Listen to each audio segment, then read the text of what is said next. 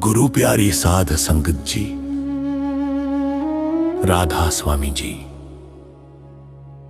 ये कहानी एक आत्मा और परमात्मा से मिलने के लिए सहायक होगी। कहानी का नाम है भवसागर का मुसाफिर। नागपुर शहर की हलचल भरी गलियों में ज्ञान नाम का एक व्यापारी रहता था।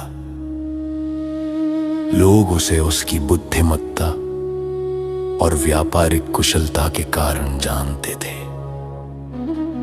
ज्ञान का जीवन एक घड़ी की सुई की तरह था।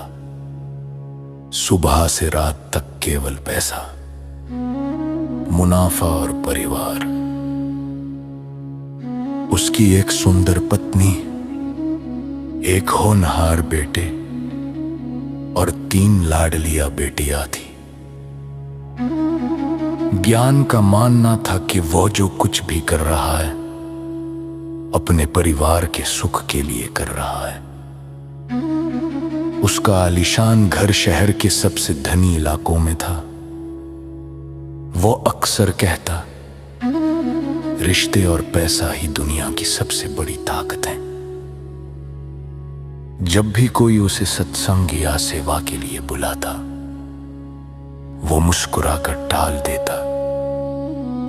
अभी तो मेरी उम्र ही क्या है, जब बाल सफेद होंगे तब भगवान का नाम लेंगे। अभी तो मुझे अपनी बेटियों की शादी करनी है, बेटे का भविष्य बनाना है। ज्ञान को लगता था कि वो अमर है और उसकी बनाई ये दुनिया कभी नहीं बिखरेगी। वो माया के उस पर्दे के पीछे इतना मदहोश था कि उसे अपनी आत्मा की पुकार सुनाई ही नहीं देती थी। वक्त का चक्का घूमा और एक दिन अचानक ज्ञान की तबीयत खराब हो गई। पहले लगा कि मामूली थकान है, लेकिन धीरे धीरे उसकी देह उसका साथ छोड़ने लगी। नागपुर के बड़े बड़े डॉक्टरों को बुलाया गया। हजारों रुपए पानी की तरह बहाए गए। एक रात जब वो दर्द से तड़प रहा था, उसने देखा कि उसके कमरे के बाहर उसकी पत्नी और बच्चे आपस में जायदाद और भविष्य की योजनाओं की बात कर रहे थे। दुख इस बात का नहीं था कि वे परेशान थे।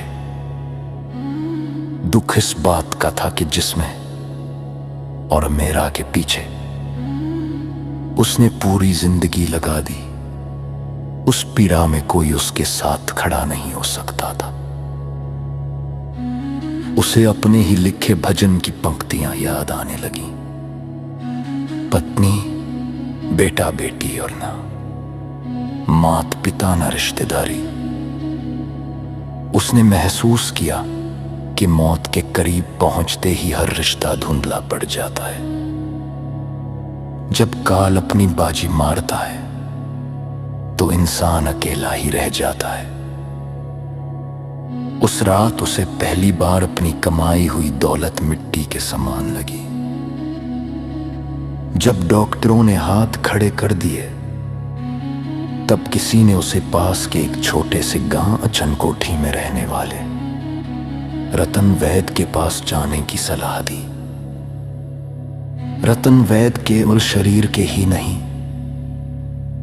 बल्कि आत्मा के भी चिकित्सक माने जाते थे। ज्ञान को पालकी में लिटाकर रतन वैद के पास ले जाया गया। रतन वैद ने ज्ञान की नब्ज थामी और उसकी आंखों में झांक कर बोले, ज्ञान भाई, बीमारी शरीर में उतनी नहीं है जितनी तुम्हारी रूह की तड़प में है। तुमने बाहर की दुनिया तो जीत ली, लेकिन अंदर का घर खाली छोड़ दिया। रतन वैद ने उसे दवा के साथ साथ एक छोटा सा मंत्र दिया, तू सतगुरु सतगुरु बोल बंदे। ज्ञान ने रोते हुए पूछा, वैद जी, क्या मेरा जन्म मरण का ये भय मिट जाएगा? रतन वैद मुस्कुराए और बोले, जिस दिन तेरा ध्यान उस अकाल पुरुष में लग गया, उस दिन मौत का डर भी खत्म हो जाएगा। बस सेवा और सत्संग की ओट ले ले। रतन वैद की संगत में ज्ञान कुछ दिन रहा। वहां उसने देखा कि सेवा क्या होती है। उसने देखा कि लोग बिना किसी स्वार्थ के एक दूसरे की मदद कर रहे थे। वहां कोई ऊंच नीच नहीं थी, कोई माया का दिखावा नहीं था। एक शाम सत्संग में जब भजन शुरू हुआ, एक शाम सत्संग और तू कर सेवा, क्यों माया के पीछे पीछे भागे तू? तो ज्ञान की आंखों से गंगा जमुना बह निकली। उसे समझ आया कि उसने अब तक केवल बाहर की आंखें खोली थी, अंदर की आंख तो बंद ही थी। उसने अपनी बीमारी को गुरु की दया मान लिया।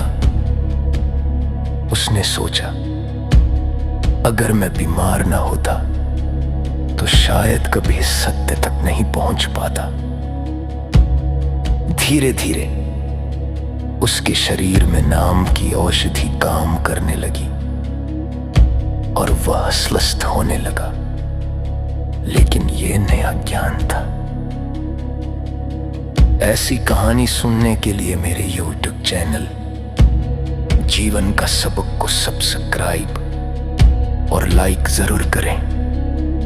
और कहानी अच्छी लगे तो अपने दोस्त को जरूर शेयर करें।